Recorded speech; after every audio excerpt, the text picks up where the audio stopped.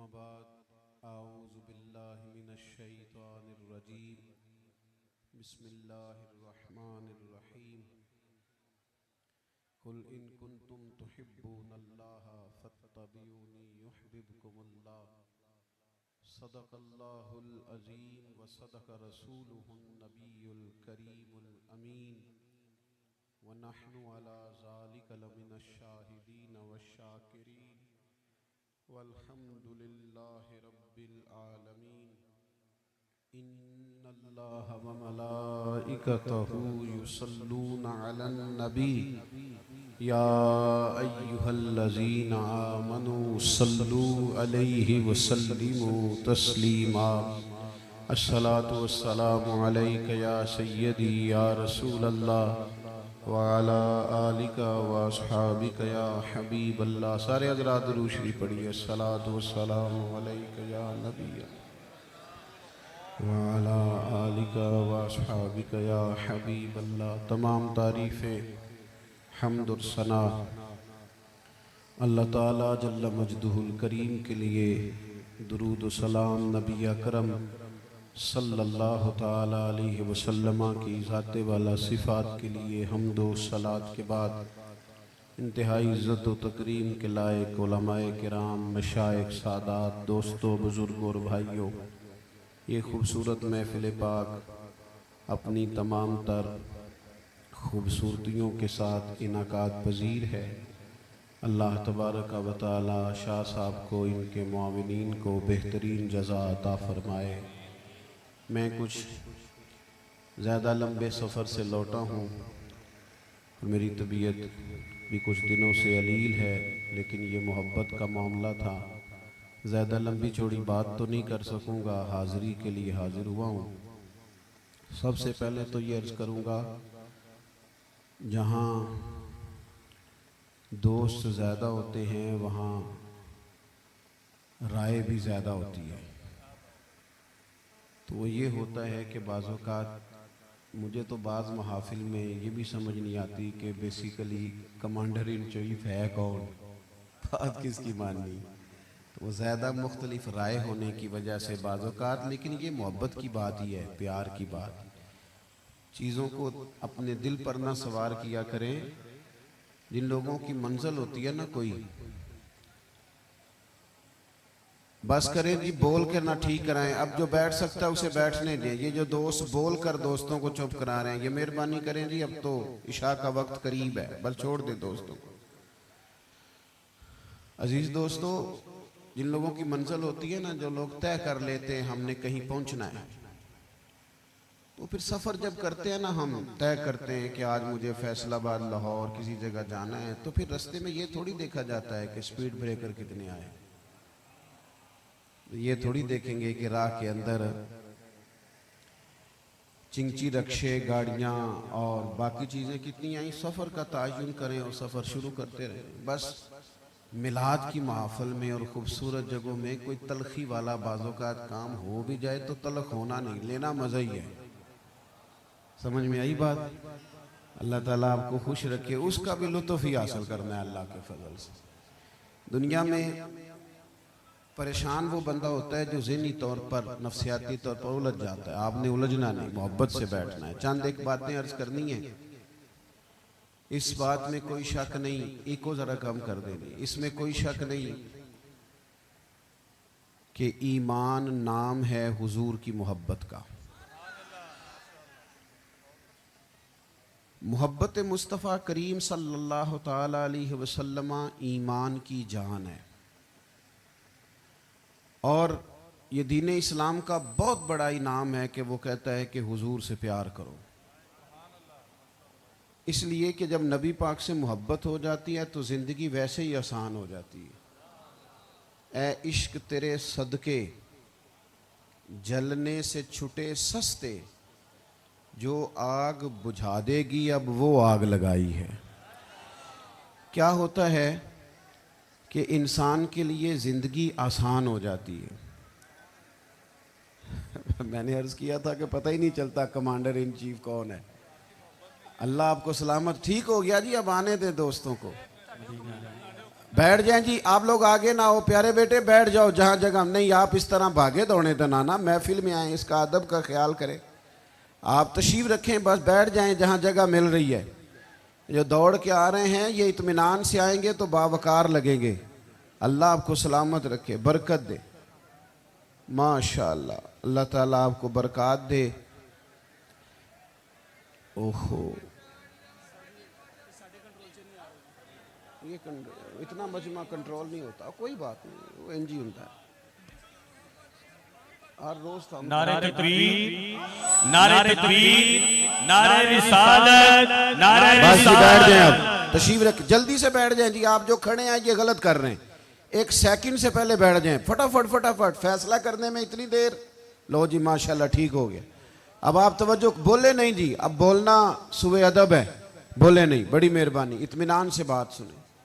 नबी पाक अलैहिस्सलाम की जो मोहब्बत है ना, वो इंसान के लिए ज़िंदगी को आसान कर देती है।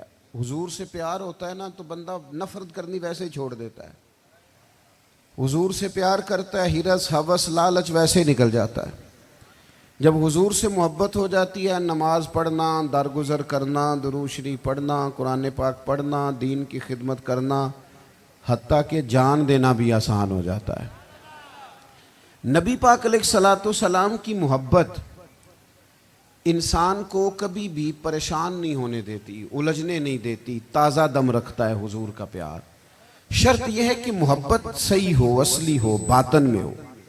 ये आपको आपके ज़हन के अंदर कभी भी किसी बदबू को नहीं आने देगी, तबीयत को ताज़ा दम रखेगी, सुकून में रहेगी।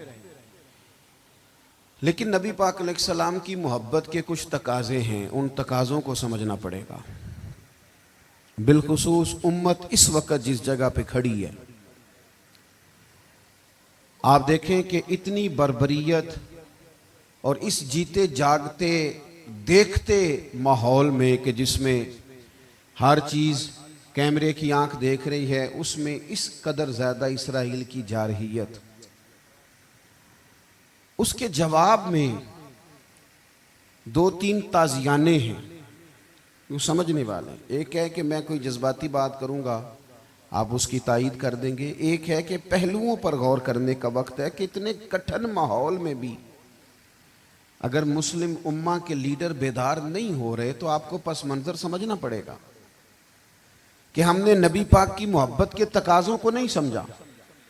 हुजूर से मोहब्बत है ना तो फिर नबी पाक को तो सादा तर्ज ज़िंदगी पसंद है, हुजूर को तो पसंद नहीं है। अल्लाह के महबूब ने तो दुआ मांग के फ़कीरी ली अल्लाह ताला से। आपको पता है जब बंदा बहुत ज़्यादा आसानियों में चला जाता है, बहुत ज़्यादा उसके पास सहूलियात हो जाती है, उसका मरने को दिल नहीं करता। खुद नबी पाक अलैहिस्सलाम ने फरमाया क़यामत के करीब काफिर तुम पर झपटेंगे जिस तरह भूखे लोग खाने पर झपटते हैं। हुजूर क्यों, हम थोड़े होंगे? फरमाया नहीं, तुम्हें दुनिया से मोहब्बत हो जाएगी और मौत तुम्हें बुरी लगेगी। इतने बड़े बड़े बंगले, आलीशान महल्लात, किसका छोड़ के मरने को जी चाहता है माज़अल्लाह। नबी पाक की मोहब्बत का तकाजा समझो। ऐसा नहीं कि वहां दौलत आई नहीं। हुजूर तो फरमाते हैं कि अल्लाह ने खजानों की कुंजियां मेरे हाथ में रख दी हैं, लेकिन मैंने अर्ज किया मालिक एक वक्त रोटी देना और एक वक्त का फाका देना। कुंजियां खजानों की अल्लाह ने दी। जब तक आप अपना तर्ज जिंदगी, ये जो बहुत दुनिया का प्यार है ना, बहुत ज्यादा मरने की हिरस, ये बहुत ज्यादा जीने की हिरस, तो अल्लाह ताला ने कुरान पाक में यहूदियों का तरीका बयान किया कि वो कभी मरने की तमन्ना नहीं करेंगे क्योंकि जीने की हिरस रखते हैं। नबी पाक अलैहिस्सलाम के गुलामों, तर्ज जिंदगी जब तक सादा नहीं होता और जब तक ये दुनिया के झमेलों से किसी को दौलत देकर पीछे कर दिया जाता है, किसी को ओहदा देकर चुप करा दिया जाता है, किसी को इख्तदार देकर चुप करा दिया जाता है। रसूलुल्लाह सल्लल्लाहु अलैहि वसल्लम के सच्चे गुलाम, उन्हें एक बात की समझ आ गई थी कि हमें हमारे रब ने कहा है कुल इन कुंतुम तुहिब्बूनल्लाह फत्तबियूनी युहब्बिबकुमुल्लाह। ऐ महबूब आप इनसे फरमा दें अगर रब से मोहब्बत करना चाहते हैं तो आपकी पैरवी करें, अल्लाह खुद इनसे मोहब्बत फरमाएगा। जब रब भी इनका हो जाएगा, जब रब भी इनका की मोहम्मद से वफा तूने तो हम, ये जहां चीज है क्या, ये लौह कलम तेरे हैं, इसका क्या मतलब हुआ? लौह कलम, कलम लिखती है ना तकदीरें, मुकद्दर फैसले, तो लौह कलम तेरे हैं, इसका मतलब ये है कि फिर रब करीम तेरे ऊपर फजल करेगा और वो जिन फैसलों की उम्मत को दयानत से चाहत है, अल्लाह अपने फजल से वो फैसले फरमाएगा। जब तक जिंदगी हुजूर की गुलामी की तरफ नहीं जाती वो अल्लाह ताला की ताईद नहीं पाती। हजरत अब्दुल्लाह इब्न हुज़ाफा रदी अल्लाह ताला अन्हु को रूमियों ने कैद कर लिया था, और जब रूमी आपको कैद कर रहे थे, पकड़ रहे थे, जंग में कुछ मोड़ ऐसा आ गया कि बज़ाहिर मुसलमानों के कदम पीछे हट रहे थे, तो 1000 आदमी ने, 100 आदमी ने मिल के आपके गिर्द घेरा डाला और बड़ी मुश्किल से आपको गिरफ्तार किया। जब बादशाह के सामने ले गए ना, तो बादशाह से उसका सिपा सालार कहने लगा कि बंदा ज़ाया करने वाला नहीं, ये बात समझें आप। हमारी तबीयत के मुताबिक जो बंदा पूरा नहीं उतरता हम ज़ाया कर देते हैं। हालांकि अगर आपको मुखालिफ सफ में बंदा काम का नजर आए तो आप गौर फरमाएं कि ये हमारे काफिला मोहब्बत में कैसे शामिल हो सकता है, उसके लिए जद्दोजहद करें ताकि उससे काम लिया जा सके। उसने कहा, रूम के बादशाह ने, बंदा ज़ाया करने वाला नहीं। वजीर ने कहा बादशाह से, उसने कहा क्या करें, कुछ ऐसा करें कि ये माज़अल्लाह हमारे दीन में आ जाए। और कुरान मजीद ने वाज़ेह कह दिया है कि यहूदी और ईसाई तुमसे राज़ी नहीं हो सकते हत्ता तत्तबिया मिल्लतहुम, जब तक कि तुम उनके दीन की पैरवी ना करो। इनको किसी तरीके से माज़अल्लाह ईसाई बनाया जाए। तो बादशाह कहने लगा 2-3 चीज़ें हैं जिससे कोई बंदा भी ख़रीदा जा सकता है, कर लेते हैं बात। उसने सबसे पहले हज़रत अब्दुल्लाह इब्न हुज़ाफा से कहा कि जितने पैसे आप कहेंगे आपको मिलेंगे, आप इस दीन में आ जाएं माज़अल्लाह। तो हज़रत अब्दुल्लाह इब्न हुज़ाफा ना, कुछ लोग बड़े सियाने होते हैं, बुर्दबार होते हैं, बाज़ बातों पर गुस्सा नहीं करते, हंसते हैं। हज़रत अब्दुल्लाह इब्न हुज़ाफा हंस पड़े, फरमाने लगे तुझे किसने बादशाह बनाया, तू तो बड़ा बेवकूफ़ आदमी है। उसने कहा क्या मतलब? फरमाने लगे नादान, मैं तो तलवार लेके मैदान में आया हूँ, मुझे दौलत कमानी होती मैं तिजारत करता, मैं तिजारत नहीं कर रहा, मैं तो शहादत के लिए निकला हुआ हूँ, और तू मुझे कह रहा है पैसे ले ले, को अकल की बात कर। उसने दूसरी बात की,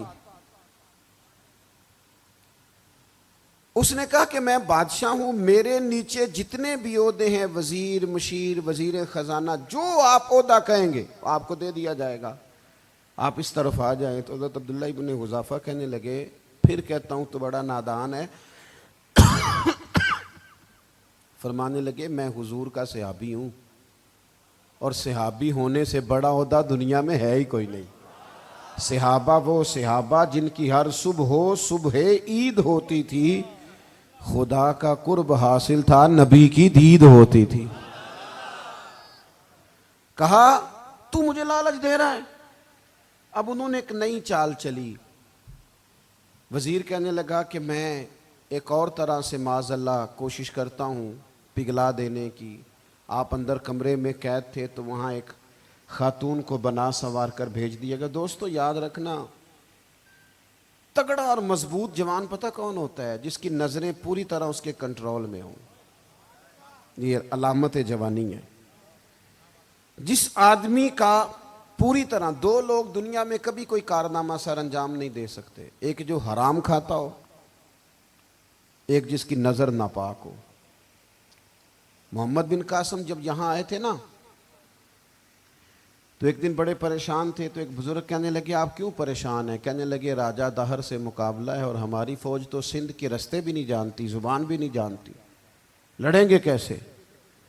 2-4 दिन के बाद उन बुजुर्गों की दोबारा मोहम्मद बिन कासिम से मुलाकात हुई तो बड़े खुश थे। कहा अब आप क्यों खुश हैं? कहने लगे वो मेरा मुकाबला नहीं कर सकता, मैंने तहकीक कर ली है। कहा क्यों? कहने लगे नज़र का गंदा है, और जो नज़र के गंदे होते हैं वो मैदानों में ठहरा नहीं करते। मैदान के लिए निकलने के लिए पाक जवानी की ज़रूरत होती, ततहीर मिजाज होना ज़रूरी होता है, पाकीज़ा अफकार और सच्ची और सुच्ची सुथरी सोचों का होना ज़रूरी होता है। इसलिए फरमाया कि मेरा मुकाबला नहीं कर सकता। हज़रत अब्दुल्लाह इब्न हुज़ाफ़ा कमरे में थे तो वज़ीर की बेटी अंदर सजी संवरी पहुंच गई। जैसे ही आपने इस कुफ्र की चाल को देखा तो तयम्मुम करके नफल शुरू किए। वो सारी रात बैठी रही, रब का बंदा सारी रात इबादत करता रहा। इबादत बड़ा सहारा है, मुसल्ला बड़ा सहारा है अल्लाह के बंदों। सुबह दरवाज़ा खोला, वज़ीर ने अपनी बच्ची से पूछना चाहता था रिज़ल्ट क्या निकला, तो वो कहने लगी पीछे हट जा, अब तेरा मेरा ताल्लुक कोई नहीं, मैंने नबी पाक का कलमा पढ़ लिया।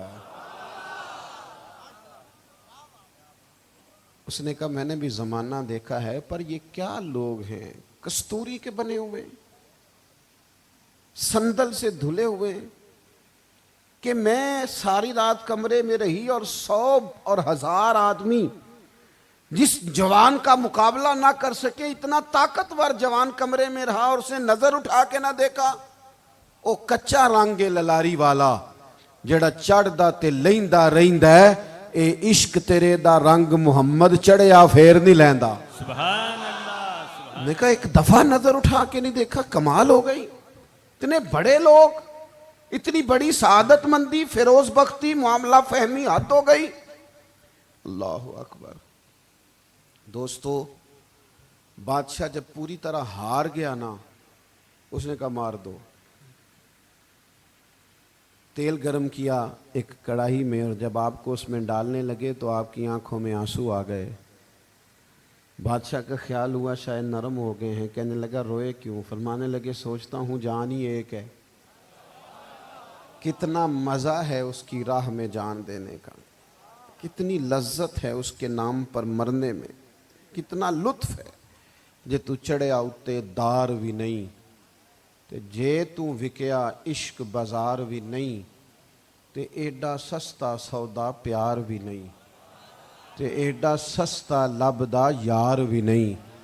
कई जंगल गाने पैंदे नी, कई दोज़ख लंघने पैंदे नी, जे इस मुल्लों भी मिल जावे, एदू सस्ता होर वपार भी नहीं।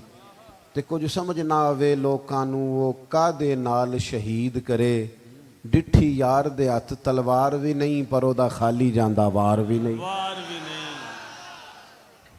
कहने लगे एक जान है ना, तो दिल करता है हजारों होती तो एक एक करके महबूब के नाम पे कुर्बान करता, जब मेरे पास है ही एक, करूं क्या? हजरत अब्दुल्ला इब्न हुज़ाफ़ा रज़ी अल्लाह ताला अन्हो जब रोए और बादशाह ने ये बात सुनी, तो बादशाह उठ के खड़ा हो गया, सारे वजीरों मुशीरों को कहने लगा तुमने कहा था ना बंदा ज़ाया करने वाला नहीं, ये भी ज़ाया करने वाला नहीं। कहने लगा मेरा माथा चूमो, तुम जैसे लोगों को कत्ल नहीं करना चाहिए, आज़ाद करना चाहिए। अजीज़, अपनी ज़िंदगी से ना ये बहुत ज़्यादा हिरस, हवस, तमा, और ये किसी बात की भी हो, हिरस सिर्फ पैसों की नहीं होती है, शोहरत की भी होती है। ये बीमारी इंसान को इख्तदार की भी होती है, तारीफ़ की भी बीमारी होती है। ये सारे नुक्स होते हैं लोगों को, और माज़अल्लाह बाज़ जुब्बों कुब्बों के अंदर भी होते हैं, वहां भी पनपते। अपनी जिंदगी जब तक उस सादगी में नहीं लाओगे जो रसूल पाक ने अता फरमाई है, जब लोग आसानियों में पूरी तरह उलझ गए तो फिर वो दूर हुए और कुफ्र चढ़ गया। दूसरी बात, अल्लाह के महबूब सल्लल्लाहु ताला अलैहि वसल्लम की मोहब्बत हमसे तकाजा करती है कि हम उस मिशन के लिए काम करें जिस मिशन के लिए रसूल पाक ने काम फरमाया है। हम सारे काम बड़े मजबूती से, सोच समझ के, तदब्बुर से, हिकमत से, तकाज़ों को मद्देनज़र रखते हुए करते हैं सारे काम। दीन के काम में हमारा मिजाज नहीं होता, ओ हो जाएगा जी, आप बिस्मिल्लाह पढ़ें जी, शुरू करें जी। आप तकाज़ों को समझें, चीज़ों को दबाएं नहीं, चीज़ों पर गौर करें। किसी की ज़हन की सतह पर सवाल उभरता है, उसका तसल्ली बख्श जवाब दें। अपनी जिंदगी में दीन के काम के लिए अपने आप को वक्फ करें। और दीन के काम के बहुत सारे पहलू हैं। हजारों लोगों को कुरान पाक ठीक पढ़ना नहीं आता। हजारहा लोग हैं जो कुरान मजीद के मतलब से आगाह नहीं है। दीन की बुनियादी जरूरियात से लोग नाबलद हैं। मैं आपको किस तरह यह बात समझाऊं कि हजारों की तादाद में तलाकें इसलिए होती हैं कि मर्दों को तलाक के मसले नहीं आते। उन्हें पता नहीं है कि मुझे हुकूक ज़ौजैन के मामले में कैसे चलना। ढेर सारे घरों में तबाही इसलिए है कि तरबियत औलाद का दीनी मनहज हमें नहीं पता। अपना हिस्सा मिलाएं दीन के काम में। एक आदमी को अगर तू नमाजी करने में कामयाब हो गया, तेरी जिंदगी बदल गई। वो दीन बेजार लोग जो हमारे बीच बैठ के हमारी नौजवान नस्ल को पगड़ी और दाढ़ी का नाम लेके बुनियादी तौर पर दीन से दूर करते, ऐसे नौजवानों को दीन का पैगाम मोहब्बत देकर दीन के करीब करना हमारी ड्यूटियों का हिस्सा है। हमें जिम्मेदारी का एहसास करना पड़ेगा। हमें ये खास कदम उठाना पड़ेगा, तवज्जो देनी पड़ेगी। मसाजिद, मदारस, मैं आपसे अर्ज करूं, इतनी डट के मुखालफत होती है ना मदरसों की, इतनी डट के। मैं इदारा चलाता हूं, उसके चलाने में जो मुश्किलात हैं वो तो हम बता नहीं सकते आपको, इसलिए कि मेरी कौम, मेरा उस कौम से ताल्लुक़ है जो नात खां अमीर करना चाहती है, मदरसे नहीं। हाँ, नकीब खतीब पैदा करना चाहती है, शेर व शायरी की ज़िंदगी को परवान चढ़ाना चाहती है। फ़कत हमारा उन लोगों से ताल्लुक़ है जो लाखों करोड़ों रुपया महफिल पे लगाएंगे। और कारी साहब बेचारे अगर मस्जिद का कोई होने वाला काम किसी वक्त बता देंगे तो वो बड़ी मुश्किल आ जाएगी उनके लिए। ये कैसे हो सकता है, आपने ये ड्यूटी बता दी। मदारस और जितना अहम रोल दीन को फैलाने में मदारस इस्लामिया का है, इतनी जबरदस्त। लोगों का ख्याल होता है मेरी तरह के लोग शायद काम करते हैं, ड्यूटी करते हैं। ये 10-15 लोग आपको नजर आते हैं जो आपको कहीं मीडिया पर या इधर उधर ड्यूटी करते। मुखलिस लोग अपनी जगह पे वो भी बड़ा ही काम कर रहे हैं, जो मीडिया पे आके भी इखलास से और दर्द दिल से को दीन की, उनकी भी किसी बात की हौसला शिकनी नहीं। लेकिन हजार असातिज़ा जो मदारस में बैठ के पढ़ाते हैं, जिन्होंने वो सारे लोग तैयार, आप समझ नहीं सकते कितना बड़ा काम। हिफ्स का उस्ताद जो होता है ना, उसकी ड्यूटी 24 घंटे होती है, फजर से पहले। और उसने बच्चों को उठाना। तनख्वाह तो हम उन्हें देना नहीं ना चाहते जी, तनख्वाह नहीं दी दी उन्होंने। हम भी मौलवी अमीर ना हो जाना। मौलवी नूं ते सूट भी 27ਵੀਂ वाली रात देईदा है ताकि किधरे सुआ के ईद वाले दिन पा ना लवे, क्योंकि 27ਵੀਂ तो बाद तो दर्जी फटता ही कोई नहीं। क्यों हजरत, ऐसा ही है ना, उस वक्त तो नहीं ना लेता। तो हम चाहते हैं मौलवी हमारी मर्जी के हमारी तरह का सूट ना पहन ले। मदारस की मजबूती आप ये देख लें, ये सलाहुद्दीन अयूबी का ताल्लुक भला किस चीज से था? गौसे आजम के मदरसे से। हुजूर गौसे आजम के मुरीदों की जमात इसके साथ शामिल थी। कौन लोग थे जिन्होंने मदारस से फैज पाया? राजी और गजाली, हुजूर गौसे आजम, ख्वाजा अजमेर, ये सब लोग मदारस के लोग हैं। कमजोरियां हैं, गलतियां हैं, बहुत सारी चीजों की इस्लाह की जरूरत है, लेकिन ये दीन का बहुत बड़ा किला होता है मदरसा। लेकिन इसकी मुखालफत की जाती है। मुझे बताइए, अगर मदरसों में कमजोरियां हैं तो कॉलेजों यूनिवर्सिटियों में नहीं है? हमने कभी मुखालफत किया बंद कर दो सारे? लेकिन लोगों का जब ख्याल आता है, जब हमारे एक साहब वजीर साहब थे सरेरा, किसी दावत में मेरी उनसे मुलाकात हो गई तो उन्होंने कहा मदरसों का किरदार क्या है आज के माहौल में। मैंने उन्हें कहा कि मुख्तलिफ कोर्सेज आप कराते हैं ना, तो उसके लिए फिर मुख्तलिफ वैकेंसीज होती हैं जहाँ बच्चों को मदरसे का कोर्स कराया जाता है तो उस्ताद बनना होता है, उसने खतीब बनना होता है, मस्जिद की ड्यूटी करनी होती है। मैंने कहा बिल्कुल कोई हुकूमत सरपरस्ती नहीं करती, लेकिन अल्लाह का फजल है। कभी आपने को मस्जिद सुनी है जिसमें जुमे वाले दिन मौलवी ना मिला हो जुमा पढ़ाने के लिए? कभी आपको रमज़ान में ऐसी मस्जिद मिली है जिसमें कुरान मजीद सुनाने के लिए हाफिज ना मिला हो? ये हो सकता है किसी हाफिज को मस्जिद ना मिले। तो मदारस के जिम्मे जो काम था मदारस ने जम के किया है और डट के किया अल्लाह के फजल से। और मदारस के लोगों को भी कमजोर नहीं पड़ना चाहिए, कभी किसी वजीर मशीर मालदार के रोब में नहीं आना चाहिए, कतन नहीं। क्यों? कि ये वो अजीम लोग हैं रसूलुल्लाह सल्लल्लाहु अलैहि वसल्लम के दीन के गुलाम कि अभी एक लफ्ज़ नहीं पढ़ा होता अलिफ बा ता सा, पहले दिन घर से निकलते हैं तो हुजूर फरमाते हैं अल्लाह के फरिश्ते इनके पैरों के नीचे पर बिछा भी देते हैं। पहले दिन इतना बड़ा एजाज मिलता है। तो हुजूर की मोहब्बत का तकाजा है, दीन का कोई काम किया जाए। एक खातून मस्जिद नबवी शरीफ में झाड़ू देती थी पर कोई काम तो करती थी ना। और किस मस्जिद में? जहाँ 70,000 फरिश्ते सुबह आते हैं, 70 शाम आते हैं। उस मस्जिद में वो खातून झाड़ू देती थी। बुखारी है, जब उनका इंतकाल हो गया सहाबा ने सोचा कि हुजूर को तकलीफ होगी, बगैर बताए जनाजा पढ़ दिया। हुजूर सुबह तशरीफ़ लाए, ताज़ी कब्र देखी और महबूब वो हैं जो फ़र्श पे खड़े होकर अर्ज की खबरें देते हैं।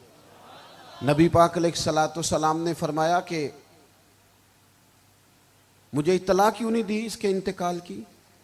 ये करम देखो, कोई ड्यूटी तो करती थी ना यार, पर खुलूस से, पर प्यार से, पर अल्लाह को राज़ी करने के लिए, पर दर्द दिल से। और दीन की ड्यूटियां करने वाले दोस्तों सुनो, हुजूर सुबह आए, कब्र को देखकर फरमाया मुझे क्यों नहीं बताया? या रसूलल्लाह आपको तकलीफ देना मुनासिब ना जाना? तो कब्र पे खड़े होके हुजूर ने फरमाया सफ बनाओ, मैं दोबारा जनाजा पढ़ाऊंगा। सफ बनाओ, मैं दोबारा जनाजा पढ़ाऊंगा। कोई ड्यूटी तो। तीसरा तकाजा हुजूर की मोहब्बत का, समझो मैं बस बड़ी जल्दी बात समेटने लगा हूं। हुजूर की उम्मत से प्यार करो, ये नबी पाक की मोहब्बत का तकाजा है। हुजूर उस बंदे से बड़े राज़ी होते हैं जो हुजूर की उम्मत से प्यार करता है। आपको पता है हज़रत जिब्रील अमीन अलैहिस्सलाम ने मेराज की रात हुजूर अलैहिस्सलाम से अर्ज़ की थी कि अल्लाह की बारगाह में अर्ज़ कीजिएगा मेरी भी ड्यूटी लग जाए आपकी उम्मत के साथ मोहब्बत करने पर। तो ये क्यों कहा था उन्होंने? उलमा ने लिखा इसलिए कहा था कि हज़रत जिब्रील भी जानते हैं कि हुजूर की उम्मत से मोहब्बत की बात की जाए ना तो नबी पाक राज़ी होते हैं। उम्मत से प्यार करोगे ना, उम्मत से। एक सिर्फ बात का ख्याल रखना, अकीदा बुरा हो तो बात दूसरी है, वरना मेरे महबूब की उम्मत का एक एक शख्स जो मदीने वाले का कलमा पढ़ता है, जो हुजूर का गुलाम है, उसके बारे में अपने दिल में गुंजाइश रखना, प्यार रखना, वारफ्तगी रखना। ओ दोस्तों, यहां लोग किस किस तरह ग्रोहों को, जमातों को सपोर्ट करते हैं। नबी पाक ने इस उम्मत की कसरत पर फख्र बयान किया और हुजूर फरमाने लगे 120 सफ़े जन्नतियों की होंगी, क़यामत में 80 सफ़े सिर्फ मेरी उम्मत की होंगी। सुभान अल्लाह। मैं कसरत उम्मत पर फख्र करूंगा। इन लोगों से प्यार करना है, इनके दुख दर्द को समझना है। पता है आज क्या होता है? आज हमें ना मुख्तलिफ छोटे छोटे मुल्कों में बांट दिया गया, तो हम किसी दूसरे मुसलमान भाई का दर्द नहीं महसूस करते। तो हम घरों में नहीं महसूस करते। पड़ोसी पर जुल्म हो रहा हो तो हम कहने पुत्र साडा नहीं मसला, यहोदा मसला है, तेनू की लगे। हालांकि पड़ोसी की आग इसलिए भी किसी वक्त बुझा देनी चाहिए कि पड़ोसी की ना बुझाई जाए तो अपना घर भी ज़ाद में आ जाता। आज उम्मत मुस्लिमा से हमें बस लगा दिया गया अपने हिस्से की रोटी कमाओ, अपने हिस्से की कोठी बनाओ, अपने हिस्से की गाड़ी खरीदो, अपने हिस्से का काम करो। उम्मत का दर्द, उम्मत की बात, वहदत उम्मत का तसव्वुर, उम्मत का दोबारा से वो शान, अरसला रसूलहू बिल हुदा व दीनिल हक़ लियुज़हिरहू अला दीन कुल्ले, वो तसव्वुर कब होगा? उस वक़्त होगा जब हम बात उम्मत की करेंगे। नबी पाक अलैहिस्सलाम ने फरमाया मुसलमान की मिसाल एक जिस्म की तरह है। जिस्म के एक हिस्से को तकलीफ हो तो सारा आजमाइश में आ जाता है। मुझे बताओ, ये उंगली दर्द करती हो, ये उंगली जिस्म का हिस्सा है ना, तो मेरा ख्याल है दिमाग ये कह देगा कि उंगली की दर्द है ना, मिन्नू की लगे। दिल कह देगा कोई नहीं टेंशन लेनी, उंगली का मसला है ना। ऐसा नहीं होता, बल्कि जब उंगली में दर्द होती है तो दिमाग मनसूबा बंदी करता है कि इसका इलाज कैसे हो सकता है। दिल परेशान होता है, पैर चल के जाते, हाथ वो दवाई वसूल करते, दांत उसे चबाकर, हलक उसे निगल कर, मैदा उसे जखीरा करके जिस्म में फैलाता है, फिर जाके उंगली शिफा पजीर होती है। एक हिस्से को दर्द हो तो सारा हिस्सा काम पे लग जाता है। इसराइल अगर तकलीफ दे रहा है फलस्तीनियों को, तो होना चाहिए था ना बाद मुसलमान हुक्मरानों को नींद ना आती, वो दर्द दिल महसूस करते। होना चाहिए था ना कि बाज लोग यहाँ हम क्या करते हैं भला बैठ के। अब तो मुझे बाज़ चीज़ों से कोफ्त भी होने लगा। हम देते हैं बयान, मुजम्मत। आपके बयान देने से क्या होगा? फलाने ने भी बयान दे दिया, फलाने ने भी क्लिप दे दिया, ये क्या कर रहे हैं? ये तो आप जिंदा रहना चाहते हैं। वो जिस तरह आजकल हमारे यहाँ बहुत सारी चूंकि जमातें, तो कश्मीर डे आता है ना, तो मिल के रैली नहीं निकाली जा सकती, सवाल नहीं पैदा होता, क्योंकि हमें जमातों को जिंदा रखना है। इस जमात की खबर अलग लगनी चाहिए, इस जमात की खबर अलग। तो ऐसे कोई इनकलाब आएगा? याद रखना, उम्मत को पूरी को एक ताकतवर आवाज बनना पड़ेगा। हमें थोड़ा थोड़ा ऊपर उठ के सोचना पड़ेगा। खुदारा अल्लाह ताला मुझे माफ करे अगर कोई बात मैं सती कर रहा हूं, दिल की गहराई से अर्ज करता हूं, अब तो बड़ा सख्त वक्त आ गया। अब चूंकि अब तो कैमरे की आंख आई है तो वो जख्मी बच्चे देखे नहीं जाते, वो तड़पती माएँ देखी नहीं जाती, वो सिसकती और आवाज़ देती बेटियां सुनी नहीं जाती। वो आवाज़ें ऐसी हैं जैसे वो रात के सन्नाटों में चीखें बन के लोगों को जगाया करेंगी।